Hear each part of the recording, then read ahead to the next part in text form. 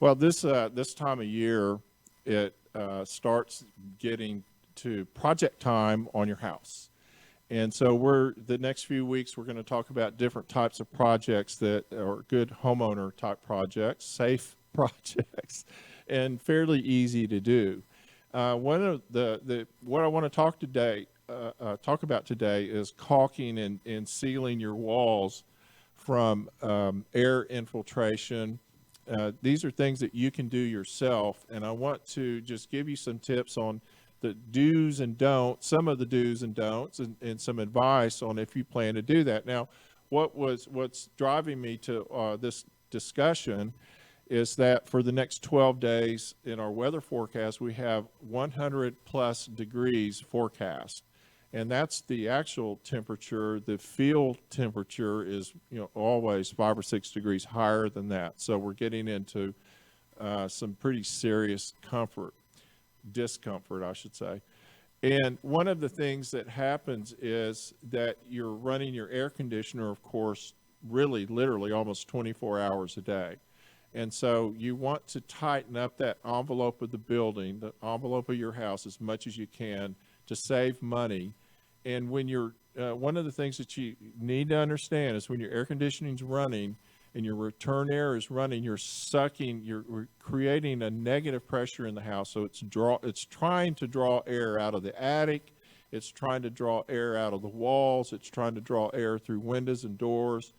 And so I thought this would be a great time to talk to you about how to sort of mitigate some of that air infiltration that's inevitable, really, and particularly if your house is more than 15 or 20 years old.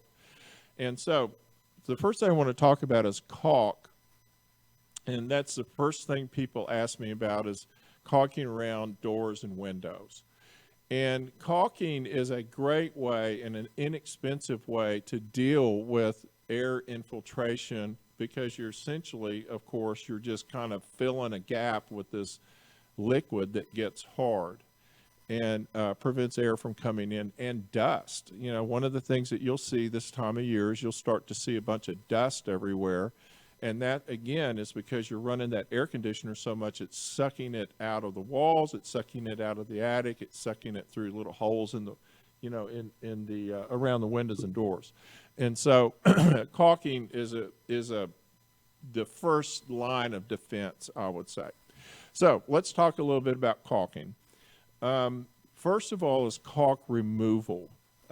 If you have old caulk, and I know a lot of us see this around our tubs and showers, and it gets some black mold in it, and it gets kind of ugly and gross and yellow, and maybe starts peeling back a little bit, and you're thinking, man, I need to add some caulk there. Well, if you want it to work, you have to remove the old caulking first. And so it's fairly simple. You don't always have to pull it all the way out of the crack. It's best if you do, but if you can take a utility knife or any number of tools that you can get at the box stores that'll help you remove that and dig that old caulk out of there, even if it's on the outside of your house around windows. If you can pull that old silicone caulk, it's real rubbery. It's just like pulling a big old rubber band out, and get that out of there. That is the best thing to do. Then you're going back with a fresh new application that fills those gaps and keeps the air and the dust from coming in. In the case of if you're doing around a bathroom in particular, you want to dig that old caulk out of there if it's got mold in it, because the new caulk won't stick very well to the mold. And I know that we all have this issue. If there's water and soap and humans, there's going to be some mold in the corners. That's just how it is. So let's talk a little bit about, we talked about removing the caulk, and then there's some tricks to putting the new caulk back in, but it has a lot to do with the type of caulk that you're using. So there's a water-based or water-soluble caulking, which is the old kind of caulking that we used before everything was full of silicone and acrylics. The old type caulking, which you still get, is water-based, which means you can clean it with warm water. And I wouldn't use soap so much, but just you can, when you get the bead of caulk in there, you can take a damp rag and pull it over that and smooth that out. And remember that the way that you finish it is the way it's going to end up looking. So you want to maybe practice a little bit and get sort of proficient at removing that excess caulking in the corner, so you don't have this big gunky globby line of caulk that looks like you did it in the dark. And a lot of them do, and it doesn't look good. So if it's in your bathroom or if it's around your windows, then you kind of want to make sure it's cleaned up and looks good. So practice a little bit before you do it so you can clean that caulk out of there really good. So you have, when we're talking about different kinds of caulks, we're talking about the water-based, which is, I call it a typical caulk. And then we've got the silicone and the acrylic caulks. Now, some caulk, when you're buying it to put on the outside of your house, you need to make sure that if you're going to paint it, that you get a caulk that is paintable, because they make caulk that is not paintable. And so if you're going to say repaint around the window after you caulk it, that's great. Make sure that you've got a product out there that the paint will stick to. If it doesn't, the paint's going to just peel off like old, onion skin. So you don't want to use that. And also, there's a whole different way of applying it to get that nice clean line that you're looking for.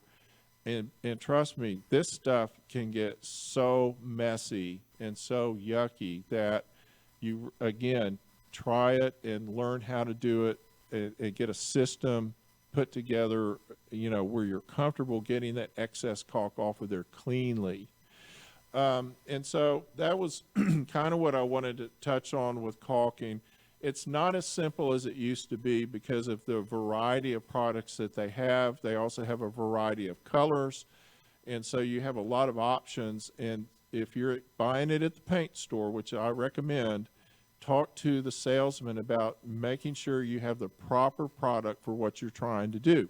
Now, let's talk about another thing that you can do to seal some of that air coming from the inside of the house.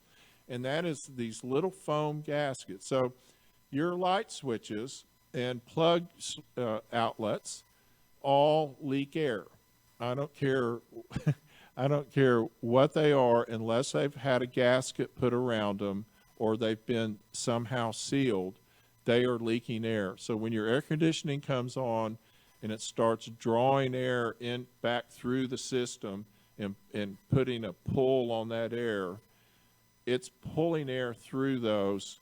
And a lot of times you can look at a wall, particularly in an older home, and you can see a dark gray or kind of dusty looking shadow around these plug switches or switch plates and outlet covers. Oftentimes around a light, oftentimes around an air conditioning vent that's in the ceiling. You'll see a little dusty area around it. That's where it's pulling that dust out of the system, and it's just sticking there on the wall. So you'll know that you're having this issue.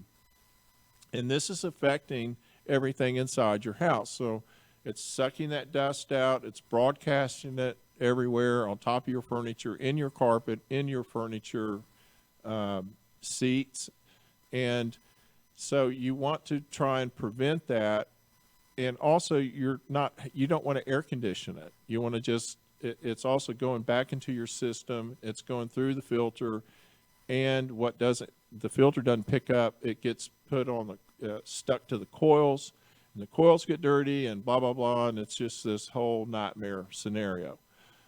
So one of the things that you can do that's very, very helpful is you can get these nice little foam gaskets that will go over a switch, and then you put the switch cover back on. And if the gasket doesn't fit quite perfect around it, you can take a little razor blade and you can cut it out so it fits really tight. You can get these little gaskets for plug outlets, and you can get them for switch covers. You can get them for if you have a multiple bank of switches, 3 or 4 or 5 switches on one bank. You can get these little gaskets that'll fit over that entire bank. And remember that wherever you see that switch or that plug outlet, that's a hole in your wall. And that is a hole into an empty cavity that is the wall cavity. And that thing has got who knows what. Even from construction, it's got dust and dirt and all kinds of debris laying in it, and you never know what's coming into your house. So this is a really good way to deal with that. Now let's talk about keeping that same thought in mind, your recessed cans in your ceiling. When you have recessed cans in your ceiling and your air conditioning turns on, it is sucking attic air into your house unless they've been sealed. Now, a lot of cities require that we use a sealed can now, which is great. It's not the can itself that's the problem. It's the trim that you see that's sitting on the sheetrock. Because if you pull usually a little plastic trim, and if you pull that little piece of plastic trim down, you can see literally up into your attic. And so that's the problem, and that's where all the dust and the musty smell and the attic smell and all that's coming from. But there's a way to deal with that. One is you can get gaskets for those little rings, and that little gasket will go up under that ring, and it'll seal up where that air is coming through, and that'll really help that. But the other thing you can get is a can cover. Now, in an older home, you might have recessed cans that are not sealed. You probably have recessed cans that aren't sealed. But you can actually get a light cover that goes in the attic, and you can get a square one, you can get a round one. They're pretty common. We used to make them out of cardboard because we couldn't actually go and buy them, but now you can. So if you put that cover over that light, that'll really, really help in a lot of ways. Now, also that cover in the attic over the light is going to help if you're going to re-insulate. You want to make sure that your insulator, and most of them are really good about this, puts a cover over that can. If you don't, it won't be able to control the heat of that light fixture, and that light fixture will start cutting on and off because it has a little thermocoupling in it that tells it when it's too hot, and when it gets too hot, it turns off so it doesn't start a fire. And so you can put the can covers in the attic, you can put the gasket underneath under the trim and seal that up pretty darn good, and that'll make a huge difference in your comfort level. So let's talk about attic stairs. And if you have a set of attic stairs that you reach up and you pull down, the pull down attic stairs that maybe is in the hallway, those things leak tons and tons of attic air into your house. They're just not sealed very good if they're old. The newer ones are a lot better, and if you'll go to Remodel Revolution on our YouTube channel, I'm about to put a video up of some that I found that are really, really good. They're efficient. They've got foam. They're sealed. They're really good. But we're talking right now about the old ones. One of the best things to use for those is foam. It's sticky backed foam weather stripping. It comes in a roll.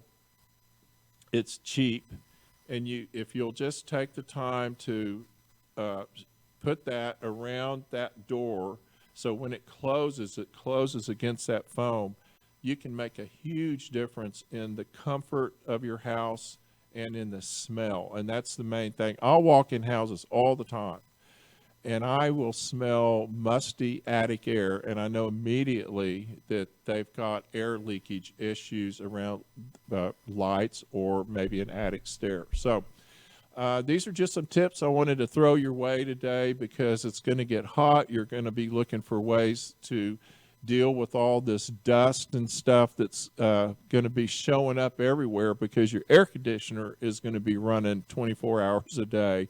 They do literally do that in some houses, or even 10 or 12 hours a day. And we want to make it not only more efficient, but we want to get that, control the dust and the other things that happen when that happens. So thank you so much for being with us today. Those are our tips. Remember, you can always send me an email, make a comment on Facebook or YouTube, subscribe to our YouTube channel. If you have any questions or anything you want me to do a show about, let me know. If you have something bugging you about a remodel project you're doing, you need answers, feel free to contact me. And this is Alex Guthrie signing off. Until next week, thanks for being here.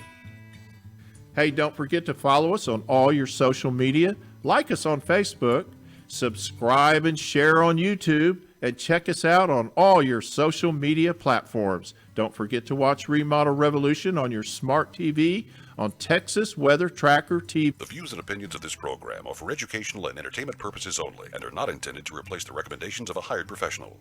You can catch Remodel Revolution anytime. Follow the show on the website, remodelrevolutionradio.com, or on social media, Facebook, Instagram, and Pinterest, using the handle @Remodel Revolution Radio. You can always listen to the show on iTunes, Spotify, Google Play, and TuneIn. And watch the show anytime on YouTube.